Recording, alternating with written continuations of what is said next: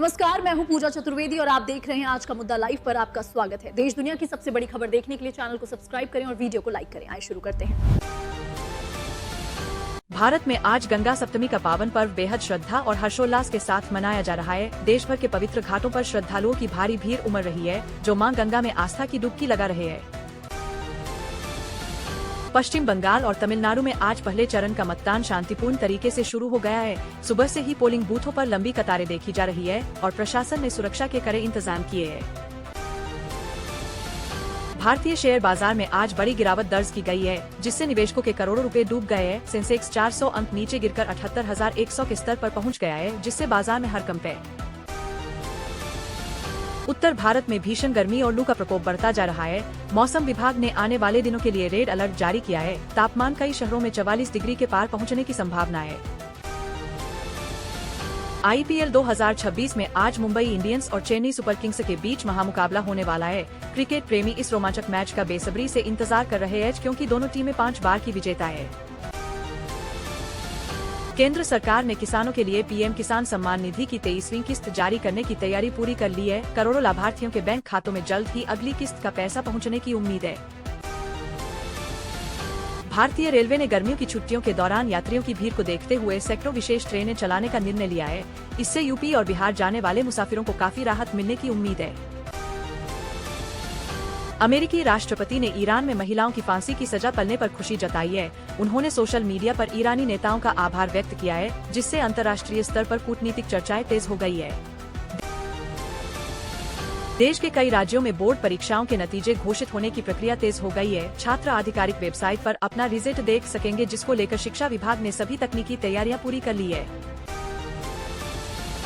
भारत और दक्षिण अफ्रीका के बीच होने वाली आगामी क्रिकेट सीरीज के लिए टीम इंडिया का चयन जल्द हो सकता है। चयनकर्ता IPL में प्रदर्शन कर रहे युवा खिलाड़ियों पर बारीकी से नजर बनाए हुए हैं।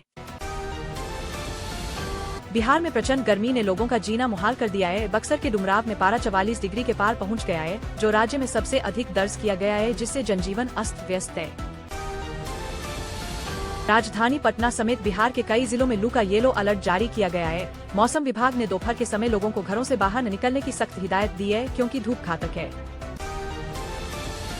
बिहार सरकार ने सरकारी कर्मचारियों के लिए प्रतियोगी परीक्षा से जुड़ा अपना पुराना आदेश वापस ले लिया है। इस फैसले से राज्य के हजारों कर्मचारियों को बड़ी राहत मिली है और उनमें खुशी की लहर है। बिहार के 4 जिलों में सिंचाई संकट दूर करने के लिए मंडई बीए परियोजना का कार्य 90% पूरा हो गया है। जल्द ही किसानों को खेती के लिए भरपूर पानी मिलने का रास्ता साफ हो जाएगा। पूर्णिया और कटिहार समेत बिहार के सीमावर्ती इलाकों में हल्की बारिश और आंधी की संभावना जताई गई है, जिससे तपती गर्मी से जूझ रहे लोगों को थोड़ी राहत मिल सकती है और तापमान में गिरावट आएगी। बिहार के ग्रामीण इलाकों में सड़कों के जाल को और मजबूत करने के लिए 18 फीट तक चौड़ी सड़कें बनाने का काम शुरू होगा। इसके साथ ही 300 नए पुलों का निर्माण भी प्रस्तावित किया गया है। भागलपुर रेलवे स्टेशन पर श्रावणी मेला शुरू होने से पहले प्लेटफार्म 2 और 3 पर लिफ्ट लगाने का काम पूरा कर लिया जाएगा, जिससे बुजुर्ग और दिव्यांग यात्रियों को आने जाने में सुविधा होगी। बिहार में डेंजरस और एक्सीडेंट प्रोन सड़कों की तकनीकी स्टडी कराने का फैसला परिवहन विभाग ने लिया है। इसका मुख्य उद्देश्य सड़क दुर्घटनाओं में कमी लाना और यातायात को सुरक्षित बनाना है, जिससे जान बच सके।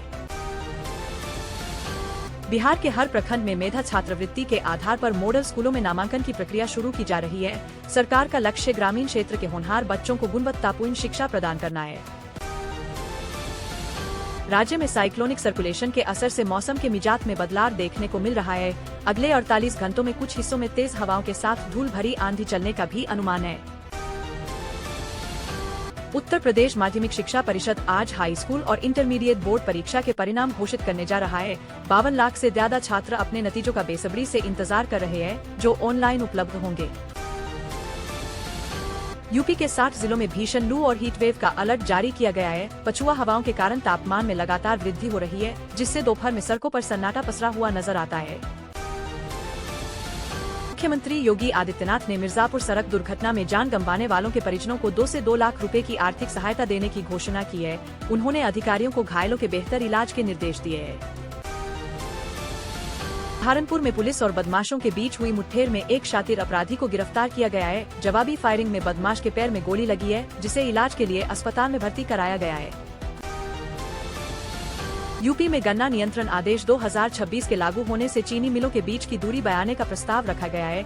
इस नए नियम का सीधा असर राज्य की चीनी मिलों और गन्ना किसानों की आय पर पड़ेगा।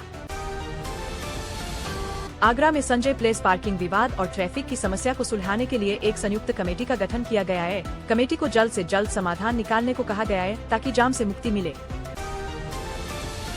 दिल्ली एनसीआर में आज लू का येलो अलर्ट जारी किया गया है, जिसके कारण पारा 42 डिग्री सेल्सियस तक पहुंचने का अनुमान है। मौसम विभाग ने लोगों को सावधानी बरतने और हाइड्रेटेड रहने की सलाह दी है। दिल्ली में रात के समय भी न्यूनतम तापमान सामान्य से अधिक दर्ज किया जा रहा है, जिससे लोगों को रात में भी गर्मी से राहत नहीं मिल रही है। कूलर और एसी की मांग में भारी बढ़ोतरी देखी गई है। राष्ट्रपति भवन में दक्षिण कोरिया के राष्ट्रपति के सम्मान में आयोजित भोज में राजस्थानी व्यंजनों का जलवा देखने को मिला। वहां पर मेहमानों को शाही गुलाब बाटी और चूरमा परोसा गया, जो काफी पसंद आया। दिल्ली पुलिस ने IRS अधिकारी की बेटी की हत्या के मामले में आरोपी राहुल मीना को मेडिकल जांच के लिए अस्पताल भेजा है। मामले की गंभीरता को देखते हुए पुलिस हर पहलू की बारीकी से जांच कर रही है। राष्ट्रीय राजधानी में बिजली की मांग में इस सीजन के सभी पुराने रिकॉर्ड तोड़ दिए हैं। गर्मी के कारण एयर कंडीशन के अत्यधिक उपयोग से पावर ग्रिड पर दबाव बढ़ गया है, जिसे विभाग मैनेज कर रहा है। दिल्ली नगर निगम ने मानसून से पहले शहर के नालों की सफाई का अभियान तेज कर दिया है, ताकि बारिश के दौरान जलभराव की समस्या न हो और सड़कों पर यातायात सुचारू रूप से चलता रहे, जिससे परेशानी न हो। दिल्ली मेट्रो के कुछ स्टेशनों पर तकनीकी खामी की वजह से सुबह के समय यात्रियों को असुविधा का सामना करना पड़ा। हालांकि अधिकारियों ने दावा किया है कि सेवाओं को अब पूरी तरह बहाल कर दिया गया है। राजधानी दिल्ली में प्रदूषण के स्तर में एक बार फिर बढ़ोतरी देखी गई है। धूल भरी हवाओं के कारण हवा की गुणवत्ता खराब श्रेणी में पहुंच गई है, जिससे सांस के मरीजों की मुश्किलें काफी बढ़ गई है।